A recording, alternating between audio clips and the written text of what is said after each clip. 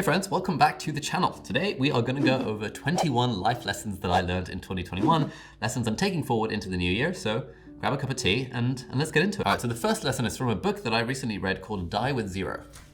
And this is a book by this guy called Bill Perkins, Getting All You Can from Your Money and Your Life. Basically, his whole argument in the book is that if you die with anything more than $0 in the bank account, then you have done something wrong. Broadly, it's like, the advice that we generally get from these gurus and people like me and stuff is, hey, save your money for a rainy day, work hard, and then you'll be able to enjoy the fruits of your labor in the future. But the thing that Bill talks about in the book is that a lot of us take that way too far, and even when you've gotten to the point where you've made enough money or you've got enough, you still are in that saving mindset of I can never run out of money, I need to make this work. And his main point is that given that kind of the whole point of life is to have meaningful experiences with the people that we love, that helps us feel more fulfilled, we should kind of get better at spending money. And this is a lesson I've taken from the book because I think I'm also very much in the accumulation part of my life where I'm like, I need to make more and more and more and have even more savings and even more this and that. Kind of made me realize that actually the things that matter in life are more about the experiences, more about the relationships, more about having experiences with our loved ones.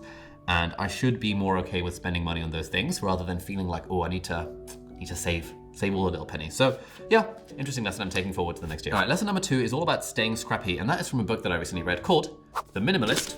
The Minimalist Entrepreneur by Sahil Lavinia, who's the founder of a website called Gumroad that helps creators get paid on the internet. So I'm reading this at the moment. And one of the lessons I've really taken away from it is the power of staying scrappy.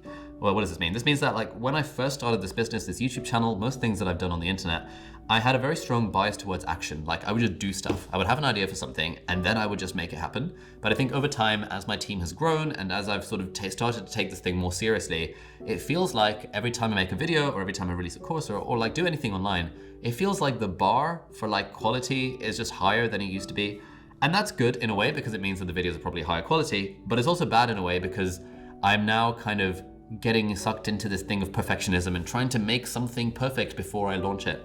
But what he still talks about in the book is that really the way you create something good is by launching it and then iterating over time, rather than by going into your cave and kind of having the perfect masterpiece.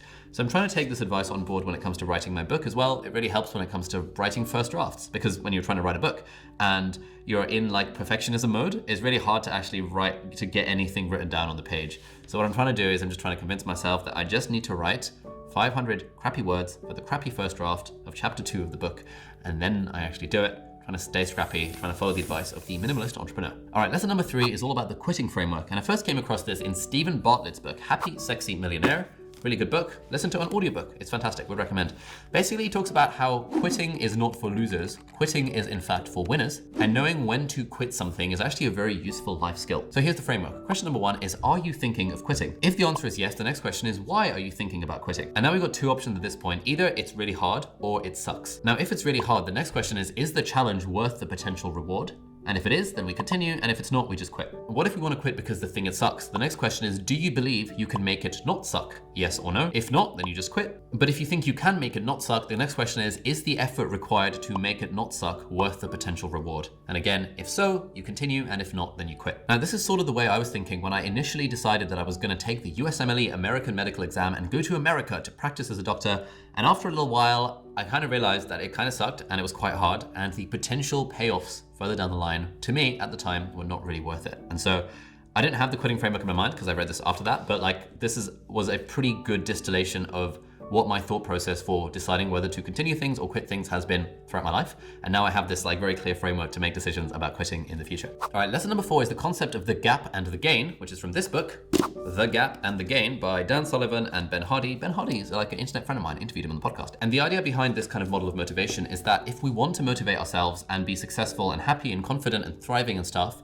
we should measure the gain, i.e. how far have we come, and keeping that in mind, rather than the gap, i.e. what's the gap between our current state and our ideal state. And I think this applies to everything in life. If you compare yourself against your ideal outcome, at least for me, it often feels demotivating and not inspiring. Whereas if I think that, I've actually come this far, my body's actually looking better, I've got bigger biceps, the shoulders are a bit better, life is good, I'm closer to looking like Zac Efron, but I don't dwell on that comparison between me and Zac Efron, then I just feel happier and I feel more motivated to get more hench. All right, lesson number 5 comes from this book, How to Not Die Alone, which I have a video on linked over there, but it's called the 37% rule. Now the idea behind the 37% rule is that it's a way of solving the explore versus exploit problem. What is that? Basically, like let's say you're dating and you want to date a certain number of people before you decide who to marry, because the more you date, the more of a kind of sample size you have and the more you kind of know what you want. But you don't want to leave it too long, because if you keep on dating first dates until you're like 60, you're probably not going to get married. So at some point you have to make the decision to exploit, i.e. to commit to one person rather than just kind of going on various different first dates.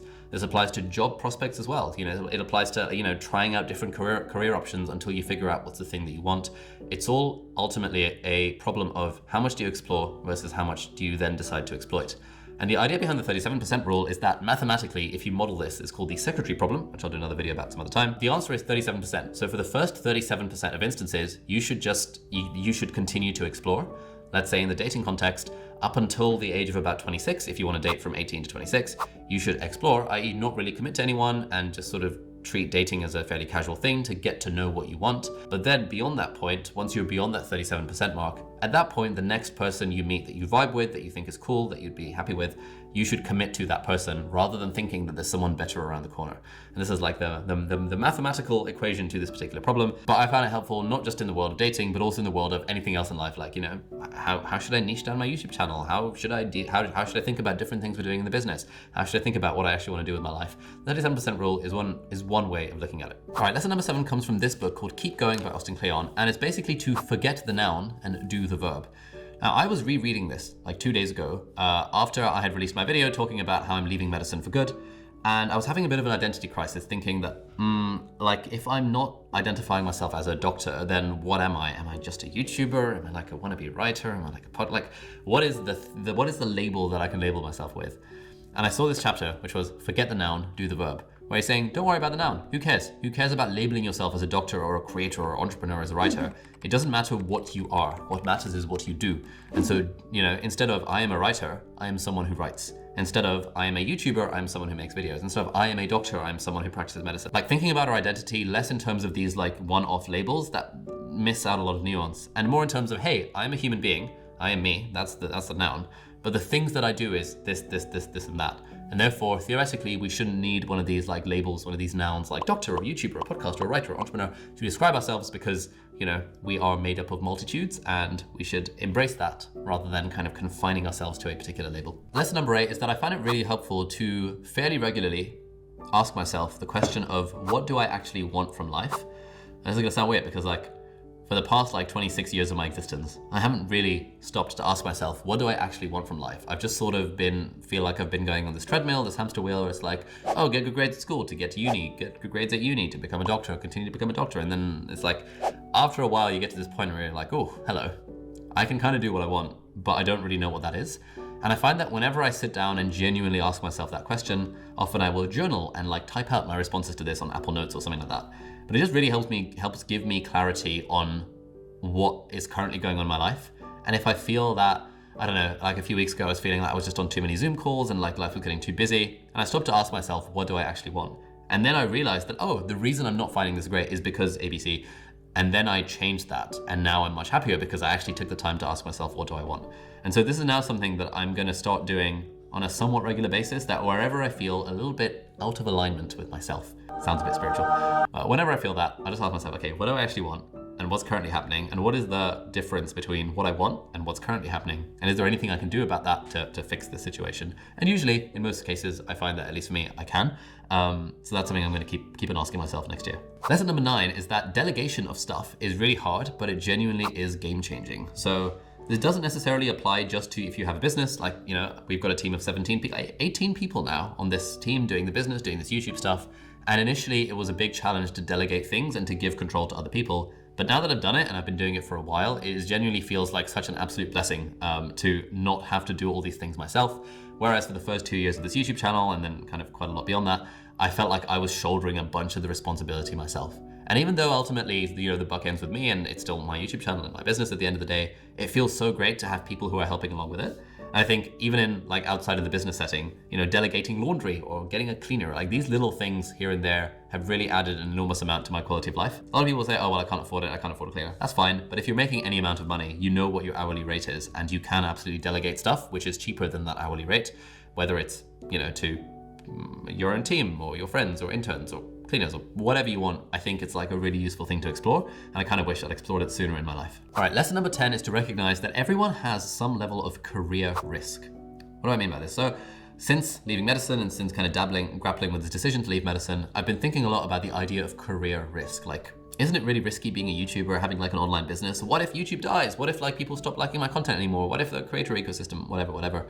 And I was really worried about this. I was chatting to one of my mentors, his name is Charles, and he was saying that, to be honest, like everyone has some level of career risk. Even if you're like in a normal job, like unless you are literally in a job for life, which those sorts of things don't really exist these days, maybe outside of medicine, those things don't really exist these days. And so, even if you're a normal worker working in a normal job, you still have some level of career risk. You're just concerned that what if my manager fires me? What if my boss doesn't like me? What if my industry dies? What if COVID happens and like 50% of the workforce gets laid off? There is always some level of risk. And when you're an entrepreneur, when you've got your own business, those risks are not the sort of risks that are like, what if my manager doesn't like me and I get fired? They're a bit more like existential risk. What if my business doesn't exist a year or two from now? And you're saying that everyone has these levels of risk, and you just got to embrace it and be okay with it and recognize that the kinds of risks you're opening yourself up to are in some ways actually better than the risks that you would have being a doctor or being an employee, for example, but they are kind of different in other ways. And that was just like a really nice framing that made me realize that, there's always going to be negatives to every business. There's always going to be some level of anxiety and stress and thinking about the future. But the more we can recognize that this is actually a normal part of life, the less we have to dwell on it and worry about it, which is what I was prone to doing earlier this year. Lesson 11 is also from Stephen's book. Oh dear. This one, Happy Sexy Millionaire. And it's all about, it's in like chapter 18 or something out of 20. And it's about how we think about time. And he says that let's imagine that we've got 24 hours in a day, which we do, and 7 days in a week. But let's say we're sleeping for 8 hours. That means we have 16 waking hours every day, times 7, and that is 112 hours a week. And the way he says that he thinks about time, which is I think a really nice way about it, it's like you're going to a casino and you're playing chips. And every time you go to the casino, you have 112 chips to play with. And every hour, you have to allocate that chip to something. You can't save it up. It's always going to get used, so you have to play that chip on something. And the way we allocate our time, the way we allocate our 112 hours each week, we should think of it as allocating chips. Like, okay, given that I'm optimizing for a happy, healthy, fulfilled, meaningful life, where should I place this chip of my hour? Should I spend that chip watching a documentary on Netflix or, listening to Driver's License for the umpteenth time by Olivia Rodrigo? Should I spend that chip going to the gym? Should I spend that chip calling my grandma and calling my mom and saying hi to my family in Pakistan? Should I spend it, I don't know, cooking food rather than getting a takeaway? We have all these decisions that we're making every day about how we spend our chips. And I think thinking about it in this way helps make me think about time in a more concrete way. Because when you think about time, it's such an abstract thing. It's like we always kind of act as if we've got unlimited time. But really thinking about it, every week, I have 112 chips I need to play and I can deploy against certain things. Let me figure out and be a little bit more intentional about that. That's been a really helpful way for me to think a little bit harder and being more intentional about the decisions that I'm making with my own time. Lesson number 12 is a lesson that I learned through writing my book, which is to embrace the suck. And the idea here is that anytime for me when I struggle with procrastination, I realize that the answer is to just lower the bar.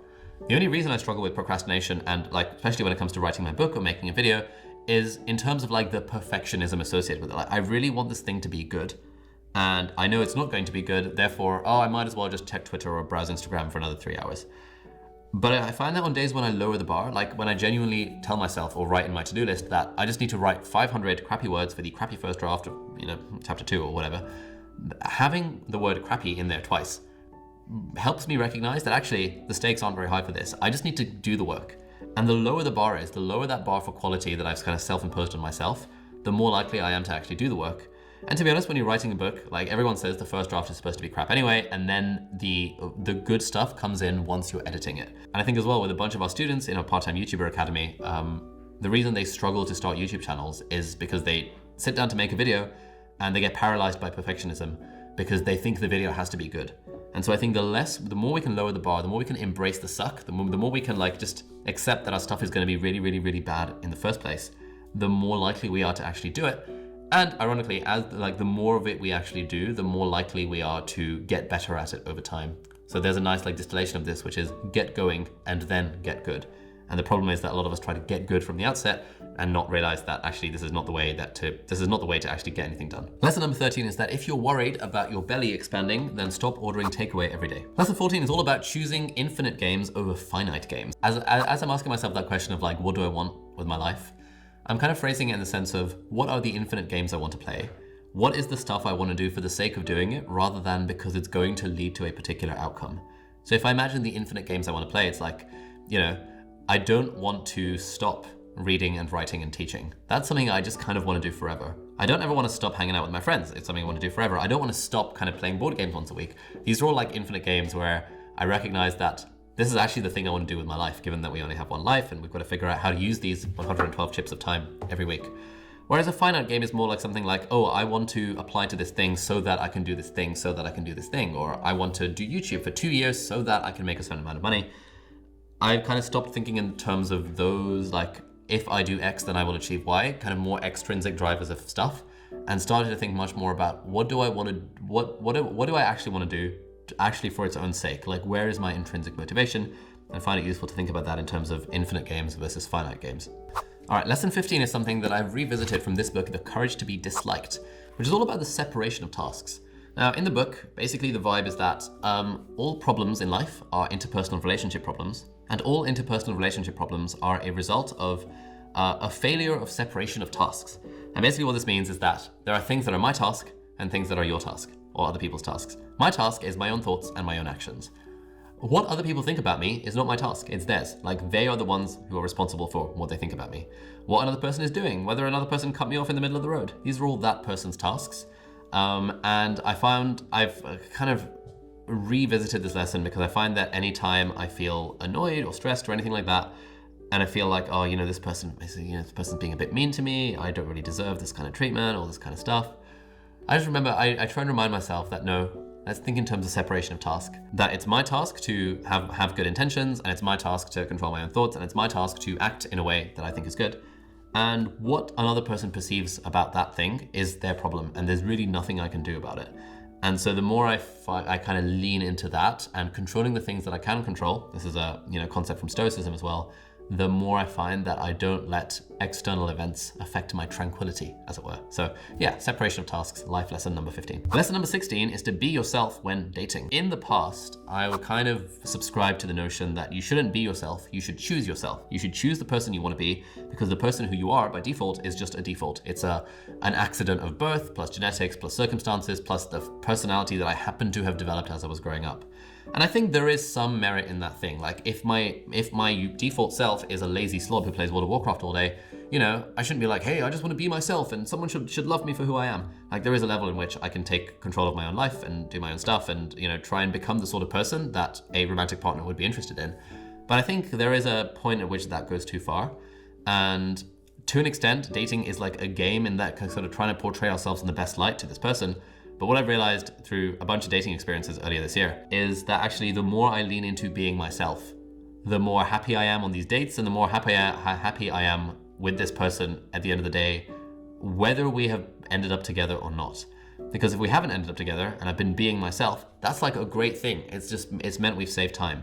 Whereas in sort of previous dating experiences in the past where I felt like I wasn't myself, I was putting on some kind of act to be a bit more like alpha male or a bit more whatever. And then like if we ended up together, I kind of felt like it was a bit of a lie and I'd kind of sold this story which wasn't really true. And if we didn't end up together, I always thought, but I felt like I was playing a role. So now kind of with dating experiences and relationships and stuff, I'm trying to embrace just genuinely being my authentic self and recognizing that, okay, I'm no longer at the level where I'm a lazy slob playing World of Warcraft all day. I actually don't need to worry too much more about like self-improvement. Obviously, we're all work in progress, there's always stuff to improve on, but I don't need to worry so much about it. And I think holding that thought that I can be myself while at the same time trying to improve myself, just recognizing that there is some kind of tension there, but being okay with that tension, that's something that I've really kind of become aware of this year. Lesson number 17 is to make sure you always have a Kindle with you. Now, when I was moving house a few months ago, I actually lost my Kindle in transit.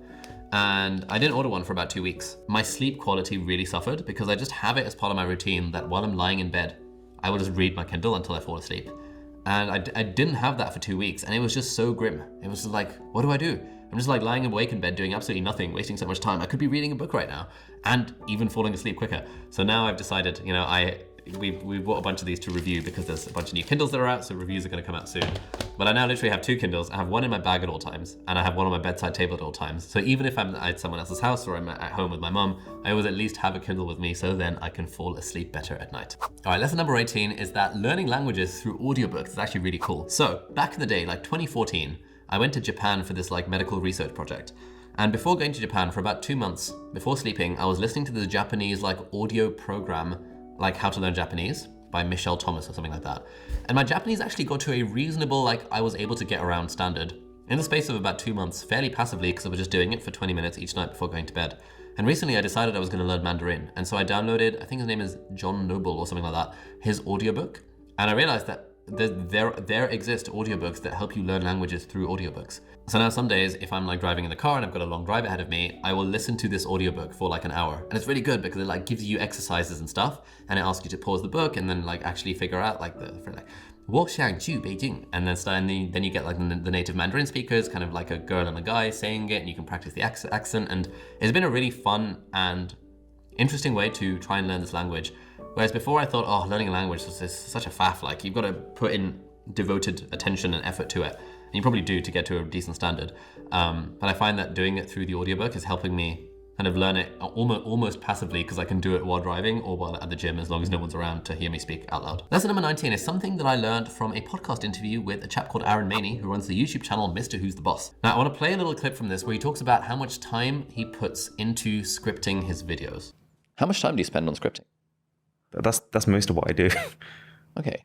So like for a standard, let's say for a kind of Google Pixel versus iPhone 13 Pro camera comparison, 22-minute long video. So is it 22 minutes? 22 minutes, yeah. Oh yeah, that was your toilet break. That was my toilet break, yeah. Watching at double speed, obviously. Oh dear. I think that was probably 3.5 days of scripting. 3.5 days? Yeah. Of like, are we talking 8-hour days? No, we're talking like 14-hour days. We're talking like 42 hours spent on scripting a single video. Ages and ages. My God. Ages. And the thing that this reminded me of is a thing that Penn and Teller, the magicians, sometimes say, which is that often magic is where you put more time into something than any reasonable person would do. And I think similarly with Aaron's videos, like his channel's on like nearly on 10 million subscribers. He's grown absolutely insanely. He's such an inspirational YouTuber. And every time I watch his videos, I think, oh my God, the quality on these is absolutely insane. And it's just, he puts, 40 to 60 to 100 hours into scripting each one. And it makes sense. Like, of course, that's what it takes to succeed at that level. And I thought, when I spend 3 hours scripting a video, that's a lot of effort going into a video. But now I see that there is like so much more that I could be doing to make the videos better. It was really inspiring hearing it, because I was like, oh my God, I actually have so much more to go, so much more of a distance to climb. And given that it's all about the journey rather than the destination, let's enjoy the process of getting hopefully to Aaron's level one day. Life lesson number 20 is, weirdly, it's gonna sound a bit hippie, but like being okay with loving myself for who I am rather than what I do. This is something that my old housemate Sheen used to kind of tell to me, because like I think I kind of have an issue in that when it comes to, for example, friendships, I always kind of feel that I love my friends for who they are rather than what they do, and I couldn't really care less what they do because I love them for who they are. But I don't apply that same to myself, and I feel like other people kind of value me for what I do rather than who I am. And I kind of felt that like I didn't really have intrinsic worth in this weird way. And it took Sheen kind of like lots of months of sort of pointing this out and sort of slowly changing my mind on this for me to realize that actually maybe I am like worthy of, I don't know, like love and affection and like friendship and stuff from people by virtue of just existing rather than because I do specific things. This is a bit of a weird one. I still like, okay, it kind of sounds a bit weird to explain. It sounds a bit woo, so apologies on that front. Actually, no. But I don't know, like, does that make sense? Please do leave a comment if you can vibe with this. But I still don't think I fully embraced it, but I've kind of recognized this as being a problem that I have now. And so when I find myself kind of like internally beating myself up for not living up to a certain standard or whatever, I kind of remind myself, no, I am worthy of love, admiration, attention, respect, etc., etc. Maybe not admiration, by virtue of just being who I am rather than the things that I do. All right, lesson 21 is all about questioning assumptions. Now, this again comes to, I think, just general self-awareness, which is something that I've been working on this year. A few months ago, I found myself feeling a little bit a little bit weird about this YouTube channel. I felt like the content that was coming out wasn't particularly good. I wasn't really happy with it. You know, it took me many weeks to actually sit down and think about this. And when I did, I asked myself, okay, what are the assumptions I'm currently making that are leading to this feeling, or this feeling that I have to put out 2 videos a week, for example? And I realized those assumptions were just kind of flawed. And I had been operating with the same set of assumptions for like 4.5 years, and I hadn't really questioned them. And so since then, again, anytime I found myself feeling out of alignment with myself, like feeling as if, I don't know, a bit stressed, a bit like not really sure what's going on, I try to ask myself, okay, what are the assumptions behind this thing that's going on in my head? And are those assumptions even true? And often I found that those assumptions are actually not true. And maybe they're just an old story that I was telling myself that I've still continued to operate on. Like one of the assumptions that I had for ages was that people will stop following my channel if I'm no longer a doctor. I just sort of assumed that to be true, and I didn't even question it. And it was only recently when I really started to think about the decision to leave medicine that I thought, maybe it's not true that people would just immediately unsubscribe from my channel if I'm not a doctor. And I mentioned this to a few friends and they were like, yeah, obviously, like your content is not medical anymore. Like who cares? Like who cares if you're a doctor? And I was like, damn, I just genuinely hadn't really thought that way. Yeah, I think this is something I'm taking forward to next year. Just being more aware of what the assumptions are behind the decisions that I'm making, and recognizing and taking the time to ask, are those assumptions actually true? And finally, lesson number 22, bit of a bonus one for you, is to embrace lifelong learning. You know, as I'm always a fan of reading a bunch of books, I always have 2 books going on Audible at any given moment. I read a bunch of stuff on actual physical books and Kindle and things.